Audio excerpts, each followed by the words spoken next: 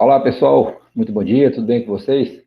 Sou o professor Anselmo, e aí agora nós vamos começar a aula de número 40, que é uma aula que vai trabalhar com os aspectos da cinética química, que é um assunto imprescindível para qualquer prova do PAS e para a prova do Enem, que você vai fazer muito em breve.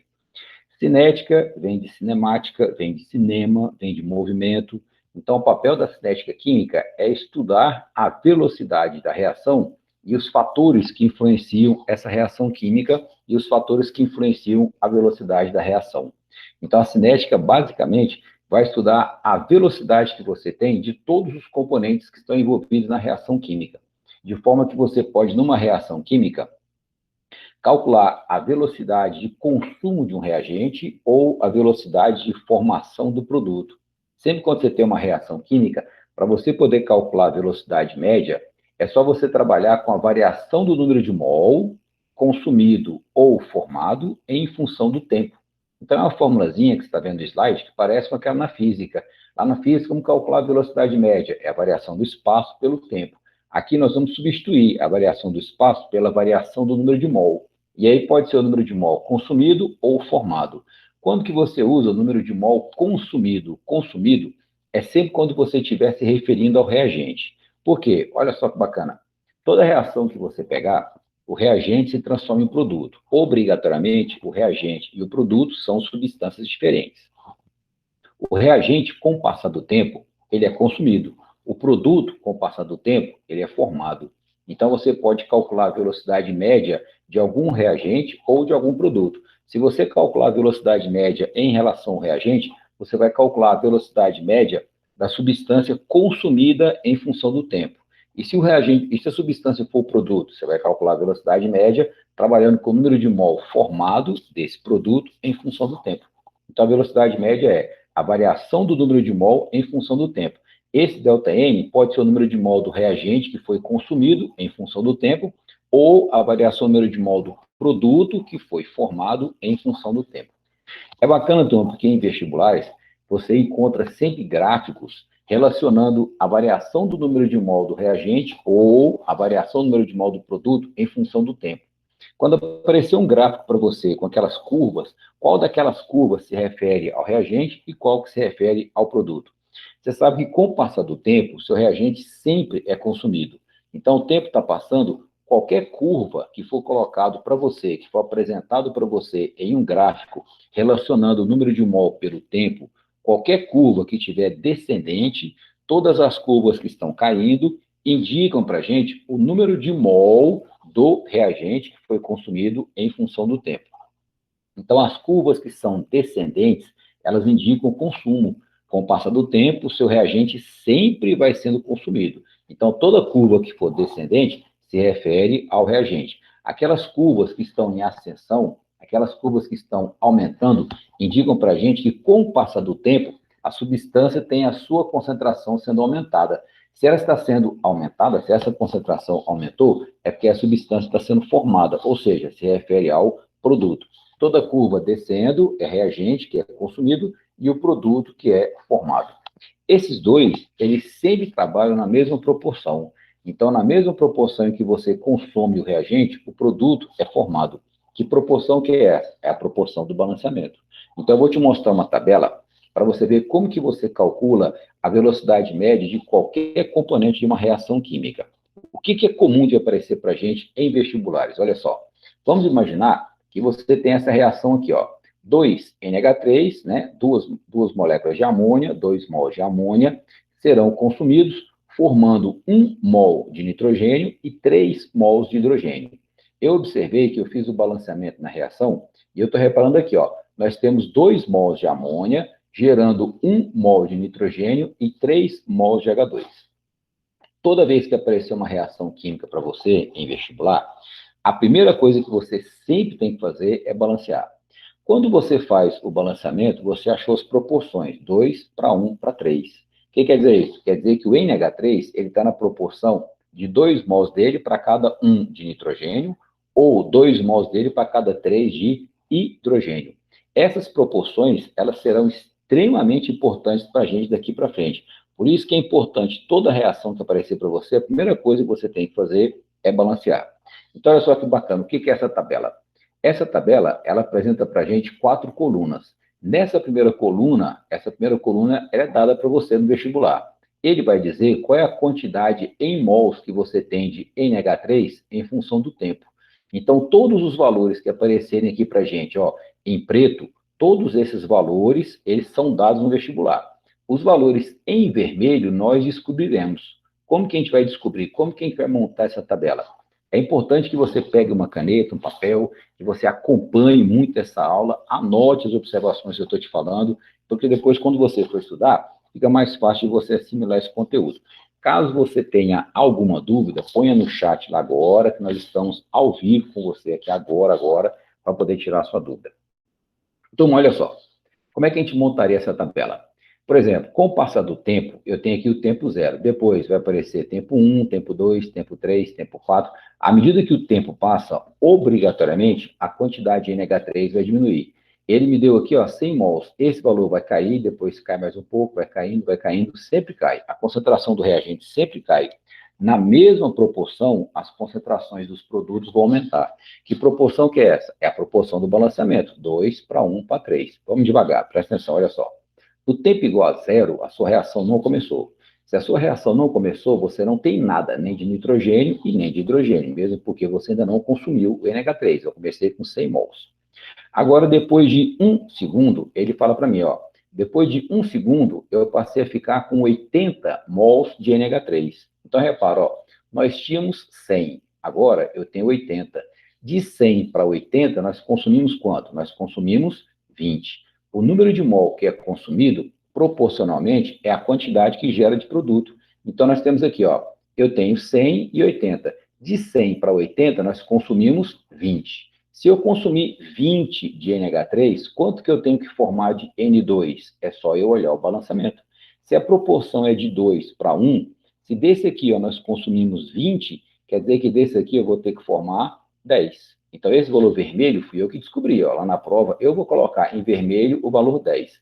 10 é a quantidade de N2 que eu vou formar.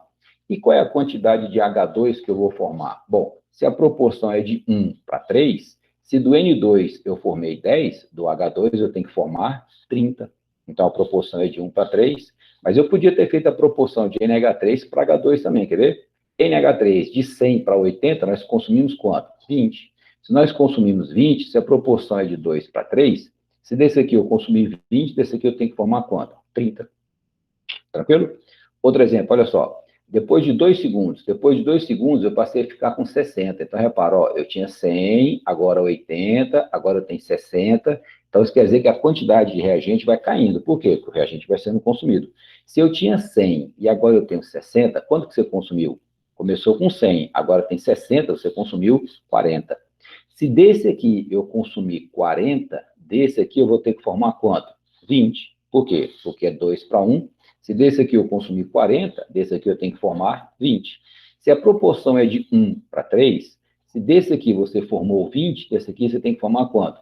60. Eu sempre sigo o balanceamento. Tranquilo? E depois de 3 segundos? Depois de 3 segundos, a quantidade de NH3 já caiu para 40. Eu tinha 100, caiu para 40. De 100 para 40, isso quer dizer que você teve o consumo de 60. Se eu consumir 60 desse, quanto que eu tenho que formar desse? 30. Quanto é que eu tenho que formar desse? 90. Então, repara que os valores em vermelho são os valores que eu vou descobrir lá na prova do vestibular. Então, quando cair uma questão dessa aqui na prova, os valores em vermelho eu descubro. Como que eu descubro esses valores? É só você ver quanto que você consumiu do reagente, na mesma proporção eu vou formando os produtos. Aí você vai colocar no chat lá, professor, e se a proporção fosse de 1 para 1 para 1? Se a proporção fosse de 1 para 1 para 1, eu teria o NH3 sendo consumido na mesma proporção que eu formaria N2 e H2. Se eu tivesse consumido aqui, ó, de 100 para 80, você consumiu 20, então quanto que eu formaria aqui? 20. E quanto que eu formaria aqui? 20, né? Depois de 4 segundos, ó, aí caiu de 100 para 20. De 100 para 20, você consumiu quanto? 80. Se você consumiu 80, então desse aqui eu tenho que formar quanto? 40. Desse aqui eu tenho que formar quanto? 120. Tranquilo?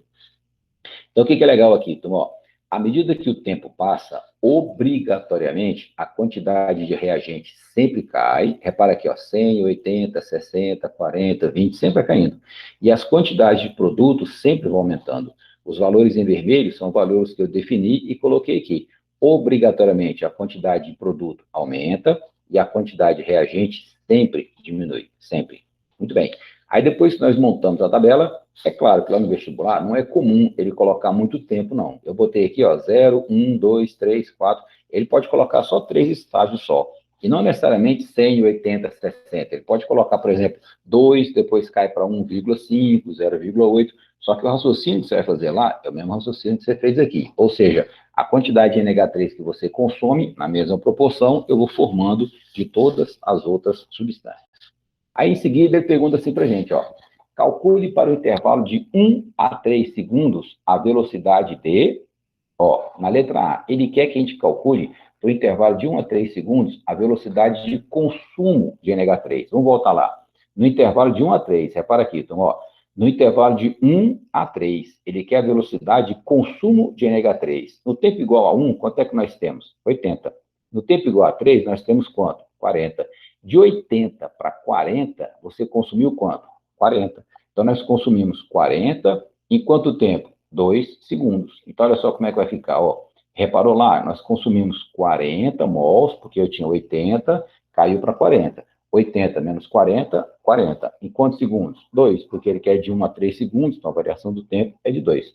40 dividido por 2 vai dar quanto? 20. Então, no intervalo de 1 a 3, há o consumo de 20 mols de NH3 em cada segundo.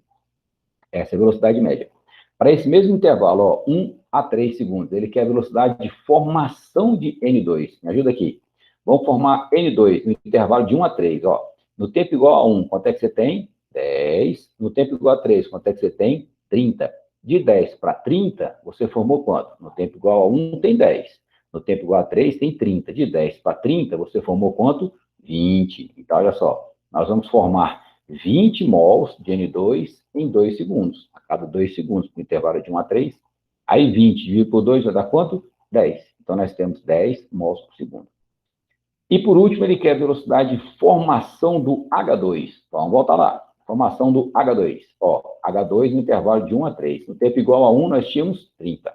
No tempo igual a 3, nós temos 90. De 30 para 90, isso nós formamos, então, de 30 para 90, nós formamos 60. Em quanto tempo? 2 segundos. Intervalo de 1 a 3 para todo mundo. Então, nós achamos a velocidade de 30 mols por segundo. Então, agora, olha só que curioso. No mesmo intervalo de tempo, que foi estipulado aqui, ó, de 1 a 3 segundos, nesse mesmo intervalo de tempo, repara que a velocidade de consumo de NH3 foi 20, de N2 foi 10 e de H2 foi 30. Então, essas são as velocidades que nós temos para cada um deles nesse intervalo de tempo. Mas olha só, quando você pega a reação é 2NH3 dando 1N2 mais 3H2. Repara que a proporção de balanceamento é 2 para 1 para 3. Depois que a equação está balanceada, 2 para 1 para 3. Olha as velocidades que você achou. Você achou 20, 10 e 30. Repara que as três velocidades, elas são proporcionais aos coeficientes de balanceamento. Isso quer dizer que numa prova, depois que você achou o coeficiente de 1, depois que você achou a velocidade de um componente, você sabe a velocidade de todo mundo. Por quê? Porque todos os componentes têm as suas velocidades sempre proporcionais ao balanceamento. Então, quando você faz o balanceamento, se você achar a velocidade de um componente, na proporção do balanceamento, você também tem a proporção das velocidades. Se a proporção do balanceamento aqui, ó, dos coeficientes, era 2 para 1 para 3, repara que a velocidade é 20 para 10 para 30. 20 para 10 para 30 é a mesma coisa que 2 para 1 para 3. Então, nós achamos a velocidade de cada componente, obrigatoriamente, elas estão na mesma proporção. O que a gente achou? A gente achou a velocidade de consumo de quem é reagente e nós achamos a velocidade de formação de quem é produto. Tudo bem? Se tiver dúvida, põe no chat que a gente vai tirar para você agora. Aí ele pode também, no vestibular, pedir para você calcular a velocidade global. Ele pode falar assim, ó, calcule a velocidade da reação. Para você calcular a velocidade da reação, essa velocidade ela pode ser calculada com base na velocidade de qualquer componente. Então, ele está pedindo agora a velocidade da reação, no intervalo de 1 a 3. Como é que você faria para calcular a velocidade da reação? Basta você pegar a velocidade de qualquer componente da sua reação e você dividir pelo coeficiente estequiométrico dele, o coeficiente de balanceamento. Então, você escolhe um componente da sua reação, calcula a velocidade dele, e essa velocidade dele, depois você divide pelo seu coeficiente. Aí você vai ter velocidade global. Quer ver como é que é facinho? Por exemplo, ó, 2 NH3, N2 e H2. A proporção que a gente viu é de 2 para 1 para 3. E as velocidades que nós achamos foram 20, 10 e 30. Se ele perguntar assim para a gente qual é a velocidade média da reação no intervalo de 1 a 3, aí o que você faria? Para você calcular a velocidade média da reação no intervalo de 1 a 3, você poderia pegar a velocidade de qualquer um. Eu poderia pegar a velocidade do NH3, que é 20, poderia pegar a velocidade do N2, que é 10, e poderia pegar a velocidade da H2, que é 30. Qualquer uma das três velocidades. Desde que você pegue essas velocidades e divida cada uma delas pelo respectivo coeficiente. Se você tivesse pegado a velocidade do NH3, então pega aqui, ó, 20 dividido por 2. Ou a do N2, 10 dividido por 1. Ou do H2, 30 dividido por 3. Aí você vai ter a velocidade igual, ó, 10. 10 mais 20 dividido por 2, 10. 10 dividido por 1, 10. 30 dividido por 3, 10. Isso quer dizer que você tem a velocidade de todos os componentes da reação. A do NH3, 20 mols por segundo, do N2, 10 mols por segundo, do H2, 30 mols por segundo, e a velocidade média, a velocidade global da reação é de 10 mols por segundo. Então, numa prova, se ele pedir para você calcular a velocidade da reação, pega a velocidade de qualquer componente que você achou e divida pelo seu respectivo coeficiente. Aí agora você já sabe como calcular a velocidade de cada componente e como calcular a velocidade da reação. Vamos fazer um exercício aqui para você ver como é que é bacana. Olha só. Primeira questão, numa experiência, a reação de formação da amônia a partir do nitrogênio e do hidrogênio está ocorrendo com o consumo de 12 mols de nitrogênio a cada 120 segundos. Nesse caso, a velocidade de consumo de hidrogênio é de quanto? A velocidade de consumo do hidrogênio. Primeiro, como que é a reação? N2 mais H2 dando NH3. Repara que ele fala, ó, numa experiência, a reação de formação da amônia. Então, a amônia agora é produto. Ela é formada a partir do nitrogênio e hidrogênio. Aí ele fala para a gente, então, ó, que você tem um consumo de nitrogênio de 12 mols a cada 120 segundos. Mas as alternativas todas aqui, ó, estão em minutos. Então, o que a gente vai fazer? Como está em minutos, vamos pegar esses 120 segundos aqui, ó, vamos passar para minuto. 120 segundos são quantos minutos? 2. Então, isso quer dizer que você está tendo o consumo de 12 mols de nitrogênio a cada 2 minutos. Então, 12 mols em cada 2 minutos. Aí nós vamos fazer isso aqui, então, ó. A proporção é de 1 para 3 para 2. Qual é a velocidade que a gente tem, então, de nitrogênio? Nitrogênio, 12 mols, aqui, ó, consumidos a cada 2 minutos. Isso vai nos dar uma velocidade de 6 mols por minuto. Aí, 6 mols por minuto é a velocidade do nitrogênio. Como ele quer a velocidade do hidrogênio, a proporção é de 1 para 3. Então, se a do nitrogênio é 6, a do hidrogênio vai ter que ser quanto, então? 6, 18 e 12. Então, a resposta seria 18, porque a proporção é de 1 para 3. 1 é 6, então 3 são 18. Então, a proporção é de 1 para 3. Alternativa C. Outro, dada a equação abaixo, a variação da concentração do X em função do tempo é proposta na tabela. Qual será a velocidade média da reação? Ó, repara que ele não quer a velocidade de X, de Y, nem Z, ele quer a velocidade da reação. No intervalo de 2 a 5 minutos. Mas olha só que bacana. A equação balanceada, como ela é hipotética, como ela é imaginária, os coeficientes que nós temos aqui são 1, 1 e 1. Então, todos os três têm o coeficiente igual a 1. Como é que você vai fazer para achar a velocidade média da reação? Pega a velocidade de qualquer componente e divida pelo seu coeficiente, que no caso ali é 1. Então, olha só.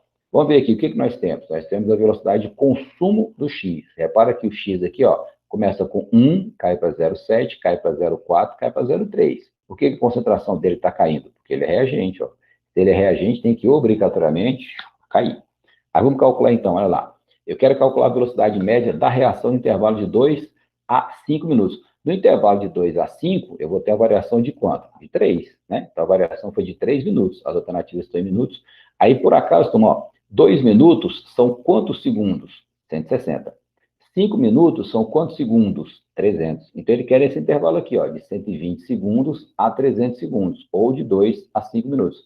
No tempo igual a 2, você tinha 0,7. No tempo igual a 5, você tem 0,4. De 0,7 para 0,4, você consumiu quanto? 0,3. Então, se eu for calcular a velocidade, seria 0,3 mol do X que você consumiu no intervalo de 3 minutos, que é de 2 a 5. Então, de 2 a 5, 3 minutos. 0,3 dividido por 3 vai dar 0,1. 0,1 mol por litro por minuto é a velocidade média do X. Ele quer da reação. Mas repara que todos os três componentes têm um coeficiente igual a 1. Se eu quiser calcular a velocidade da reação, eu pego a velocidade de qualquer componente e divido pelo seu coeficiente, que no caso é 1. Então, nós vamos ter aqui a velocidade igual a 0,1 mol por litro. Aqui, ó, abaixo temos a representação do processo de decomposição da amônia. Beleza, mesmo uma reaçãozinha, tá legal. A tabela abaixo indica a variação na concentração do reagente, que é o NH3, em função do tempo. Qual será o valor da velocidade média de consumo do reagente nas 3 primeiras horas de reação? Ou seja, de 0 a 3, nas 3 primeiras horas. Nas 3 primeiras horas, então nós temos que ver quanto que teve variação de tempo. De 0 a 3, qual foi a variação de tempo? 3. Agora vamos ver a variação na concentração. A concentração, no tempo igual a 0, ela começa com 8. No tempo igual a 3, ela caiu para 1. De 8 para 1, vamos ver de cabeça, nós dois, olha só. De 8 para 1, quanto foi a variação do número de mol? 8 menos 1 dá quanto? 7. Isso mesmo. E de 0 para 3? De 0 para 3, a variação foi 3. Então, eu tenho que pegar 7 e dividir por 3. Não tem resolução aqui, não fez de cabeça. De 8 para 1, consumiu quanto? 7. De 0 para 3, 3. Quanto que é 7 dividido por 3? 7 dividido por 3 vai dar 2,3. Alternativa, letra E, de Enem. Beleza? Olha a questão 4. O Cerrado é o segundo maior bioma brasileiro, localizado em uma grande área do Brasil Central. Essa questão tem muita cara do Enem, por isso eu quis aqui fazer com você. Dos 204 milhões de hectares originais, 57% já foram completamente destruídos. O desmatamento do Cerrado é alarmante, chegando a 1,5 ou 3 milhões de hectares por ano. Considerando-se que o desmatamento do Cerrado continue na mesma velocidade de hoje, nos próximos 10 anos, a quantidade de cerrado original que restará em percentual será aproximadamente igual a quanto em relação ao que tem hoje, né? Hoje tem 204 milhões. Então, ele fala assim, ó, o cerrado é o segundo maior bioma. Dos 204 milhões de hectares originais, 57 já foram completamente destruídos. Então, nós destruímos 57%. Se nós tínhamos 204 e destruímos 57, sobraram quanto? 43%. Quanto que é 43% de 204? 87,72 milhões restantes. Isso é o que nós temos de bioma no Planalto Central, do Cerrado. Então, nós temos 87,72 milhões restantes, porque nós tínhamos 204, já destruímos 57, sobraram, então, 43. 87. Se nós mantivermos esse desmatamento na ordem de 3 milhões de hectares por ano, daqui a 10 anos nós vamos consumir quanto? 3 milhões por ano, ao longo de 10 anos, consumiremos 30 milhões. Então, se hoje nós temos 87,72, daqui a 10 anos, consumindo 30 milhões, sobrarão quanto? 57,72. E ele está perguntando para a gente, esses 57,72 daqui a 10 anos vão corresponder a quantos por cento dos 204 milhões que eram originais? Ó, 204 milhões estão para 100%, 57,72, que é a quantidade que vai sobrar no final, vai corresponder a 28,29% da quantidade original. Muito bem. Essa aula você vai rever várias vezes, porque essa aula é imprescindível para você fazer uma boa prova do Enem, uma boa prova do PAS. Condições para que ocorra uma reação. Primeiro, se você calculou a velocidade, é porque a reação aconteceu. Para essa reação acontecer, obrigatoriamente, 4 condições devem ser atendidas. Toda reação química, ela só acontece se você tiver a obediência a 2 condições fundamentais e 2 condições acessórias. Quais são as 2 condições fundamentais para que uma reação aconteça? Tem que ter afinidade química entre os reagentes. A afinidade química está associada à disposição do reagente a participar da reação. Quando que você tem afinidade química entre as substâncias? Quanto mais instáveis elas forem. Aí, quando você tiver reagentes muito instáveis, as reações são muito rápidas. Se você tiver 2 reagentes cujas estabilidades são muito grandes, as quantidades de energia são muito pequenas, 2 moléculas muito estáveis, elas não tendem a fazer reação química, ou seja, não existe afinidade química. Se existe afinidade química entre elas, outra condição obrigatória, elas devem ser colocadas em contato. Se você não tiver contato entre os 2 reagentes, a reação não acontece. Por que não acontece? Porque toda reação química ocorre através de colisões. Então, você tem que ter, obrigatoriamente, colisões entre os reagentes para você conseguir destruir tudo que é velho e montar o que é novo. Então, essas são as duas primeiras condições, as duas fundamentais. Tem que ter afinidade química e tem que ter contato entre os reagentes. E quais são as duas condições acessórias? Primeira condição acessória, ela é regida pela teoria das colisões. A teoria das colisões fala para a gente que toda vez que você tem uma reação química, a reação química só vai ocorrer se você tiver choques bem orientados entre os reagentes. Esses choques bem orientados são choques bem direcionados que são capazes de fazer com que haja quebra das ligações químicas originais para você poder formar as novas ligações químicas do produto. Então, a teoria das colisões fala para a gente que não basta as duas moléculas colidirem. A colisão tem que ser uma colisão bem direcionada, tem que ser um choque bem orientado para que você tenha encaixe entre os orbitais atômicos para que as ligações químicas sejam desfeitas. Se duas moléculas colidirem, mas o choque não for um choque bem direcionado, vai ser um choque elástico. Uma molécula bate e distancia da outra, não vai ter reação. Até que uma hora elas podem colidir perfeitamente. Quando elas tiverem esse choque bem orientado, pode desencadear a reação. Agora, se tiver um choque bem direcionado, vai ter a reação química? Não necessariamente. Por quê? Porque depois que você teve uma colisão bem orientada, um choque bem direcionado, as duas moléculas juntas devem ter uma quantidade de energia mínima necessária para poder ativar a reação. Ou seja, para você quebrar as ligações velhas e montar as ligações novas, isso tudo requer energia. Então, você tem que ter uma energia mínima para poder ativar a reação. Então, é o que a gente vai chamar de energia de ativação. O que é energia de ativação? É a energia mínima necessária para que uma reação ocorra. Então, duas condições fundamentais. Tem que ter afinidade química entre os reagentes e eles devem ser colocados em contato, obrigatoriamente.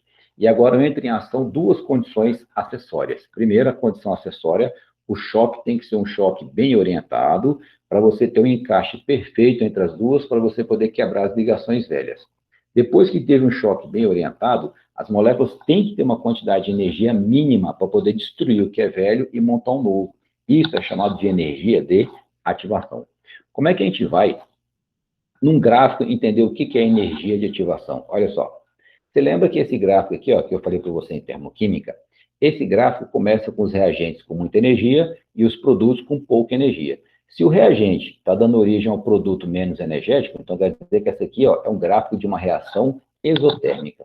Para um reagente poder se transformar em produto, o reagente ele tem que formar um complexo intermediário chamado de complexo ativado. Aqui no gráfico, ó, esse ponto que eu estou mostrando aqui para você é o local onde a reação acontece. Então, os seus reagentes devem ter um complexo ativado, eles devem formar um complexo pronto para desencadear a reação.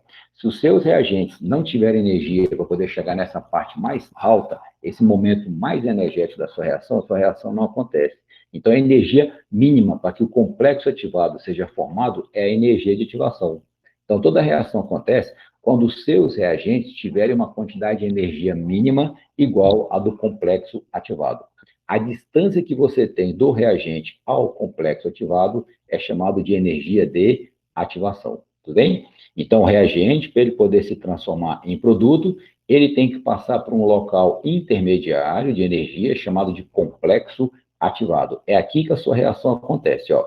Nesse complexo ativado, as ligações velhas são destruídas e as novas são formadas, as moléculas originais iniciais são destruídas e as novas são formadas, os arranjos velhos são desfeitos, os arranjos novos são formados. Então, tudo acontece aqui. Se os seus reagentes não têm energia para chegar até o complexo, a reação não acontece. Observação importante: quanto maior a energia de ativação de uma reação, mais lenta é a reação, tá? Então, se a energia de ativação é uma energia de ativação muito alta, quanto maior for a energia de ativação, mais lenta é a sua reação. Então, isso aqui, ó, é uma coluna que serve como obstáculo para a reação. Quanto maior for o tamanho da coluna, mais lenta é a sua reação. Aí, você tem assim, ó, por exemplo, nesse gráfico, ó, aí o perfil da reação genérica, repara que esse gráfico aqui já é de uma reação endotérmica. Começa com 100 e termina com entre 200 e 300, ó. Começou com pouco e terminou com muito. Isso aqui quer dizer que essa reação aqui é uma reação endotérmica. Só que o A, para poder virar o B, tem que passar pelo complexo ativado, que está aqui no 400. O que ele está perguntando para a gente? O perfil da reação genérica A dando B nele representado, indica que a energia de ativação do processo é igual a quanto? Quanto que vai ser a energia de ativação? Ela tem que ir do reagente até o complexo ativado, de 100 até 400. De 100 até 400, nós temos a energia de ativação de 300 kJ. Outra, mudar a velocidade de uma reação química depende de quê? O que nós temos que fazer para mudar a velocidade de uma reação química? Olha só, a velocidade de uma reação química depende do número de colisões entre as moléculas na unidade de tempo? Sim, quanto mais colisões nós tivermos na reação, maior a probabilidade de você ter uma reação química. Da energia cinética das moléculas que colidem entre si. Quanto maior a energia das moléculas, maior a probabilidade de você ter o rompimento das ligações químicas, a ruptura da ligação, a quebra da ligação durante a colisão. Então, quanto maior a energia cinética, maior a velocidade da reação. Da orientação das moléculas na colisão, isto é, da geometria da colisão, também está correto. Por quê? A orientação das moléculas na hora do encaixe é o que diz a teoria das colisões. As moléculas devem se colidir com uma geometria adequada, com um direcionamento adequado, um choque bem orientado para você desencadear a reação. Então, mudar a velocidade de uma reação química depende do quê? Dos 3 fatores. Do número de colisões, quanto mais colisões tiver, maior a probabilidade de você ter maior reação, maior velocidade. Da energia cinética, se as moléculas são muito rápidas, são muito energéticas, batem mais vezes, pode desencadear a reação mais rápido, e do choque bem orientado, da orientação. Então, as 3 afirmativas estão corretas. Agora, do NBO, vamos julgar aqui, vamos analisar. Toda reação é produzida por colisões, mas nem toda colisão gera uma reação. É verdade. Nem toda colisão vai gerar uma reação, porque a colisão tem que ser uma colisão bem orientada e as moléculas têm que ter uma energia mínima para desencadear a reação. Uma colisão altamente energética pode produzir uma reação química? Pode. Se ela for altamente energética, pode produzir? Pode, desde que ela seja um choque bem orientado. Pode. Toda colisão com orientação adequada produz uma reação? Não, nem todas elas vão produzir reação. Por quê? Porque tem que ter uma energia mínima necessária para desencadear, falta energia de ativação. A energia mínima para uma colisão efetiva é denominada energia de reação? Não, é energia de ativação. A diferença energética entre produtos e reagentes é denominada energia de ativação da reação? Não, a diferença energética entre produto e reagente é o que você vai chamar de calor da reação, é a variação de entalpia. Então, o item 5 está errado. Tranquilo, galera?